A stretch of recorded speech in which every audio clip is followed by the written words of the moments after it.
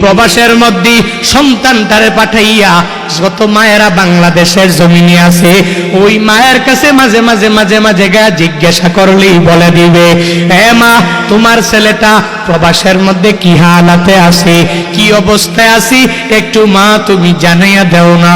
দেখবা কেমনে করে জানি সন্তানের সব ব্যাপারগুলো মা বলে দিতে পারে। মা জানে কেমনে? আল্লাহ মায়ের অন্তরের মধ্যে একটা রাডার ফিট করে দিলেন। ওই সন্তান কখন কোথায় কিভাবে যাবে কি চায় সব মা এমনিতেই জেনে যায়। কারণ ওই মায়েরা সন্তানের জন্য বড় পাগল।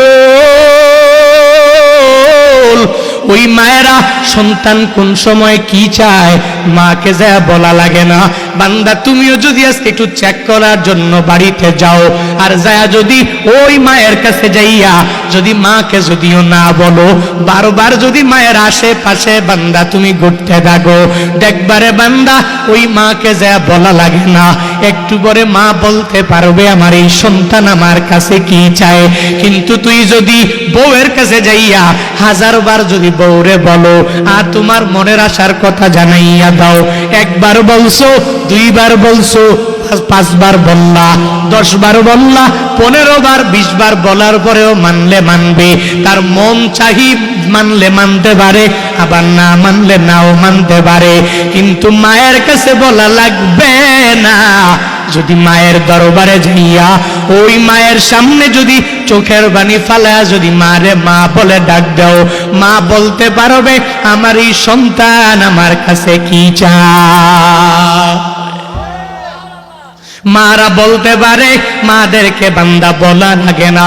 ছোট্ট সাহাবীটা ওই মায়ের দরবারে যায় যখন বলে, ও মা, একবার যখন মাকে ডাক দেয়, 2 বার যখন মারে ডাক দেয়, 3 বার যখন মারে মা বলে ডাক দিয়া দেয়, মা বলে, হে আমার সন্তান, আমি মা কি তুই 3 বার বলে মা বলে ডাক দিলি, আমাকে বলা লাগবে না কি জন্য তুই আমার দরবারে এসেছো। আমি বলে দিতে পারি, আমি জানি তোর পেটের মধ্যে বড় ক্ষুধা লেগে আছে, তবে আমি জানি তোর পেটের ক্ষুধা আমি নিবারণ করতে পারবো না। মদিনাওয়ালা নবীর দরবারে তুমি একটু দৌড়ায়া চলে যাবা।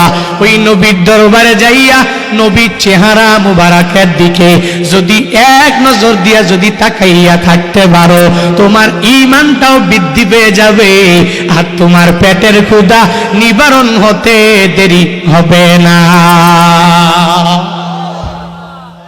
আল্লাহর প্রতি ঈমান আনো, মদিনাওয়ালা নবীর প্রতিও ঈমান আনো। কার মতো আনবা? বলে সাহাবায়ে কেরামদের মতো আনো।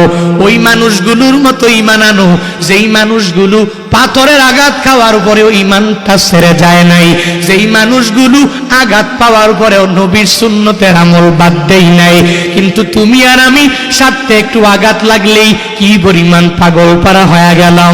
সাথে আঘাত লাগলেই সুন্নতের ধারে কাছে তুমি আর আমি নাই, সাথে আঘাত লাগলে নেক আমলের লাইনে তুমি আর আমি নাই। কিন্তু আল্লাহ যে জানায়া দিলেন ঈমানওয়ালারা লাভবান।